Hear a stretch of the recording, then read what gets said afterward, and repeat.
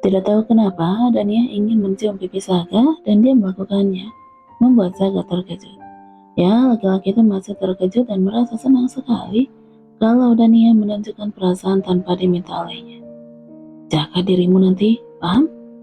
Sambil menghujani pipi Dania dengan ciuman balasan, jangan buat aku cemburu.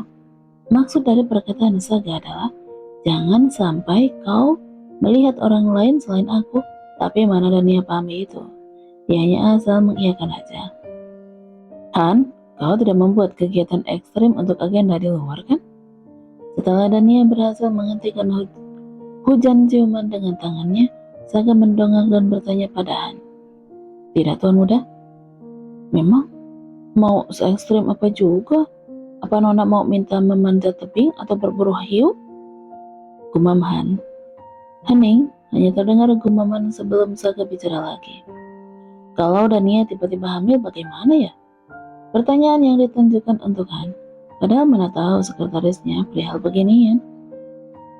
Hei, kalian berdua, bukankah aneh itu? Cukup sewajar, bukannya aneh itu cukup sewajarnya.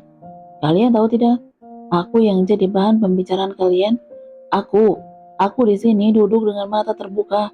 Datang bulanku saja belum normal setelah tragedi pil KB itu. Mana mungkin aku bisa tiba-tiba hamil?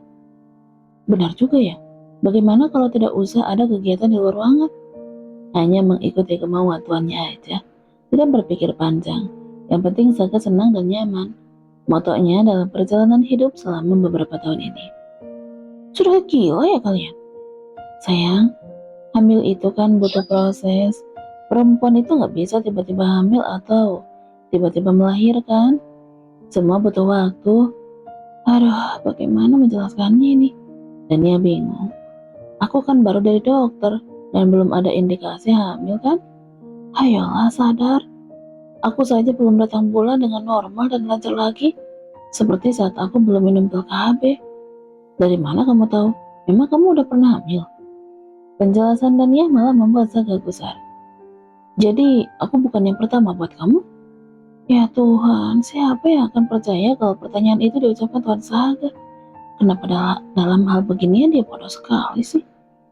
Sayang, aku kan gak perlu hamil dulu. Buat tahu begituan, itu pengetahuan dasar yang diketahui semua perempuan di muka bumi ini. Di sekolah dulu kita juga belajar itu kan? Menepuk-nepuk dada Saga agar laki-laki itu mereda kekesalannya.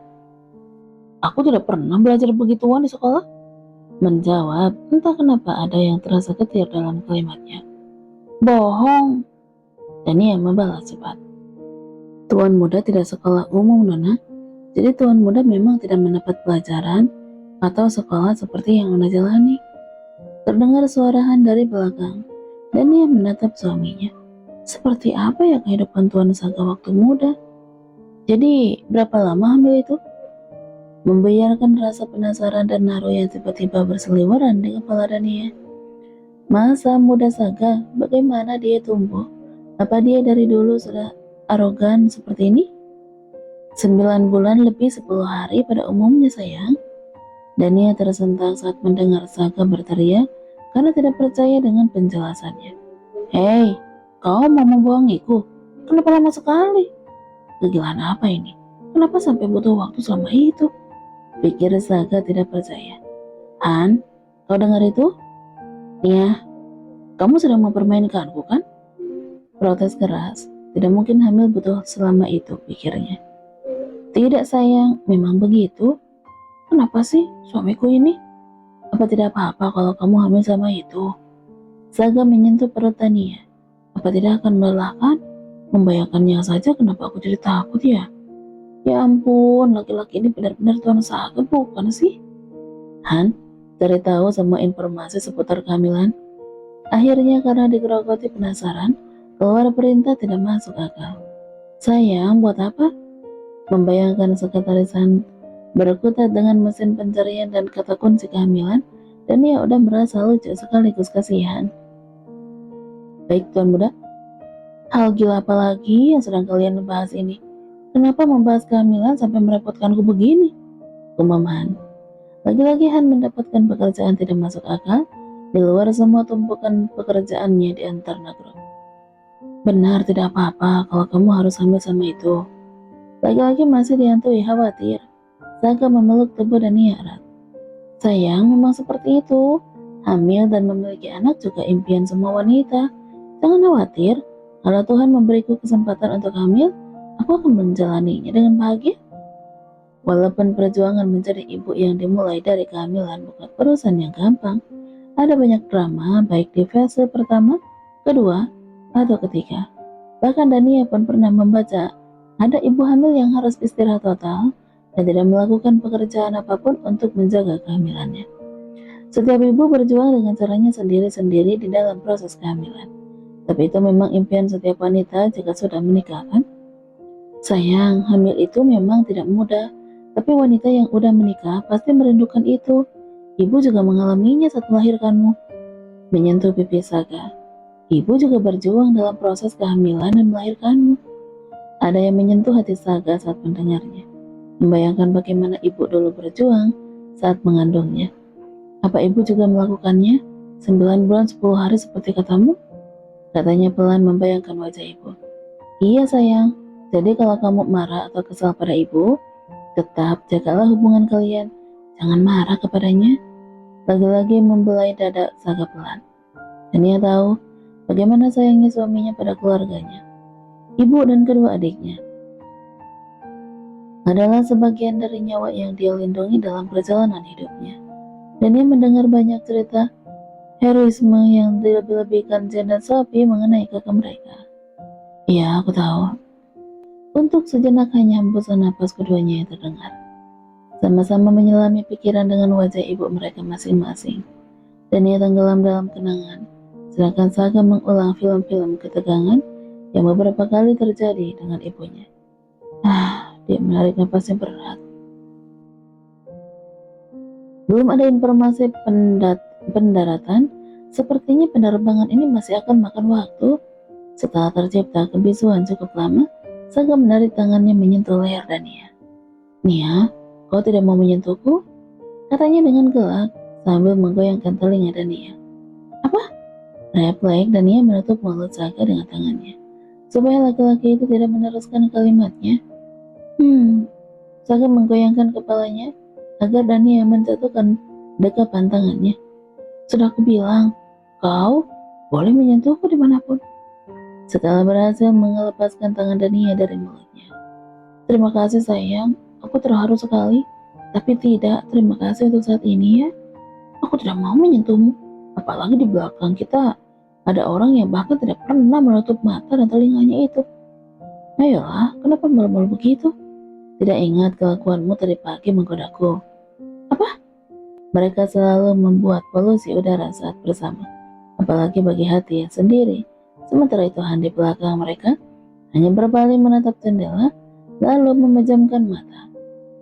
Kenapa perjalanan ini rasanya lama sekali? Kapan kita sampainya? Setelah perjalanan yang cukup memakan waktu dan banyak drama, akhirnya sampailah mereka di sebuah villa yang ada di sebuah pulau. Tempat ini harus dijangkau dengan menyeberangi lautan dengan menggunakan kapal cepat, hanya sekitar 7-10 menit sepertinya. Sebuah villa besar udah akan terlihat saat kaki turun dari kapal di dermaga kecil. Mereka masuk ke dalam villa, tapi tidak lama sudah keluar lagi karena Dania udah merengek ingin melihat laut dan pemandangan di sekitar villa megah itu. Tapi saat ini dia hanya mematung. Tidak jauh dari bibir pantai yang lenggang itu, deburan ombak berkejaran, saling mengejar satu sama lain, sampai tidak bersisa saat menampar pantai. Tidak ada pengunjung lain yang berlarian atau menikmati lautan. Jangan-jangan tempat ini juga miliknya. Tunggu, itu kan Pamun. Dia benar-benar Pamun. Pantas ada yang aneh dengan penampilannya tadi. Dan ia baru tersadar kejanggalan yang dia pikirkan saat sarapan di waktu siang tadi. Hei, jangan-jangan yang selintas aku lihat di villa benar-benar Maya. Kupikir aku hanya salah lihat. Tapi karena di depan matanya Dania benar-benar melihat Pamun, dia jadi merasa yakin kalau yang dilihatnya tadi adalah Maya dan para pelayan rumah belakang. Sayang, Pak Mun, menunjuk Pamun yang sedang sibuk memberikan instruksi di sebuah tenda besar yang tidak jauh dari mereka berdiri. Kamu benar-benar mengajak Pak Mun dan para pelayan? Apa begini caranya orang kaya liburan?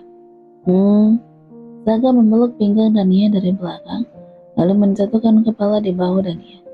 Kau suka? Bagaimana lautnya? Udaranya juga sangat segar, tidak terlalu dingin. Han memilih lokasi yang sangat baik, gumam Saga. Kau suka? Menunjuk hamparan laut di depannya. Aku belum bisa menikmati keindahan tempat ini. Aku masih mau membahas Pak Mun. Sayang, kalau kamu mengajak Pak Mun, kenapa tidak ajak Sophie dan Jen? Ibu juga, kita kan bisa liburan bersama. Membayangkannya saja rasanya pasti menyenangkan kalau semuanya berkumpul.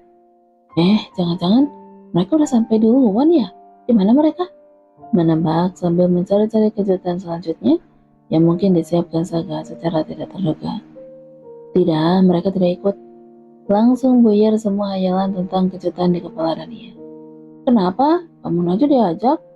Lagi-lagi menunjuk Pak Mun dengan rasa tidak percaya. Pak Mun yang akan mengatur makanan untukmu. Tentu saja dia diajak.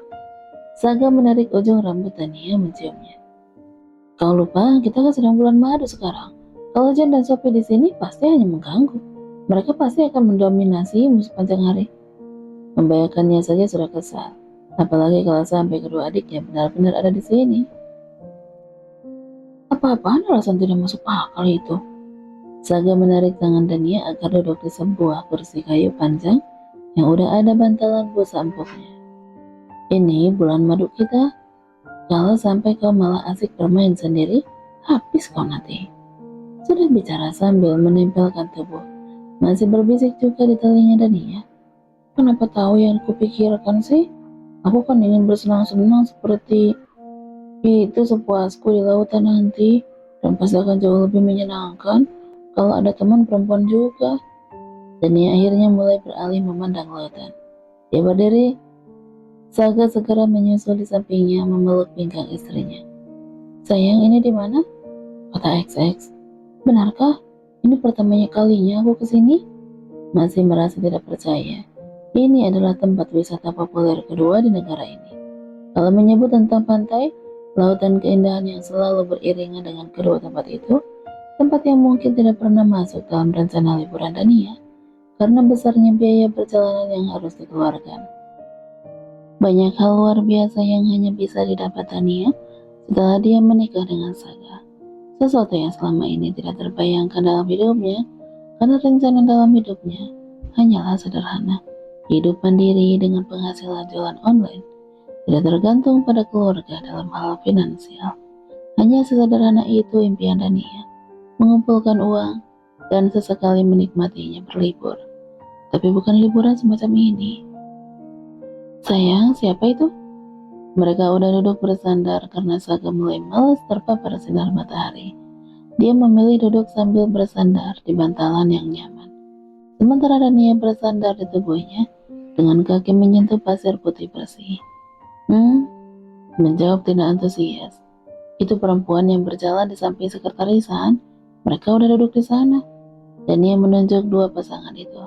Karena tahu dia menunjuk mereka, Han dan wanita di sampingnya menganggukkan kepala mereka bersamaan. Ya ampun, mereka terlihat serasi sekali. Saga menegakkan kepala untuk melihat apa yang dibicarakan Dania. Dia melihat Han dan wanita yang akan menggantikan Lela nanti. Tidak tahu, menjawab singkat lalu menyandarkan kepala lagi. Tempatnya sama sekali tidak peduli. Sayang, kamu pernah bertemu dengannya? Bertanya lagi, penasaran gitu. Sekretarisan bersama dengan seorang wanita, bukankah itu termasuk kejadian langka? Tidak. Jangan-jangan dia pacar sekretarisan ya? Antusias. Mungkin. Yang benar. Saga menarik rambut Dania sampai gadis itu menjerit kaget. Sudah aku bilang jaga dirimu kan tadi.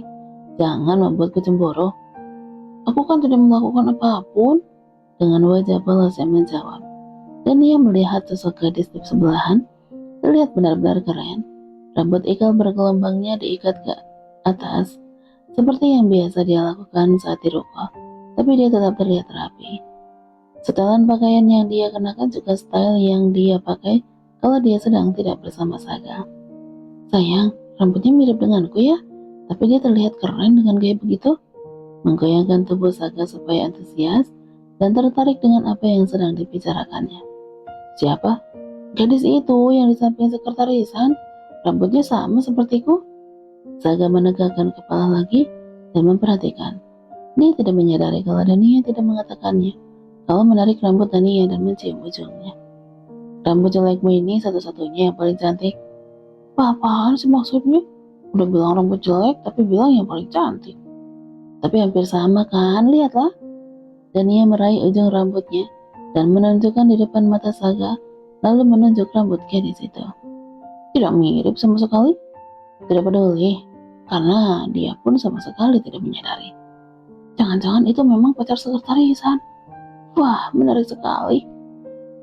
Membayangkannya saja sudah membuatku antusias. Si keras kepala dan hanya peduli pada Tuan Saga sudah menemukan tambatan hatinya. Dan ia merinding dengan pilihan katanya sendiri.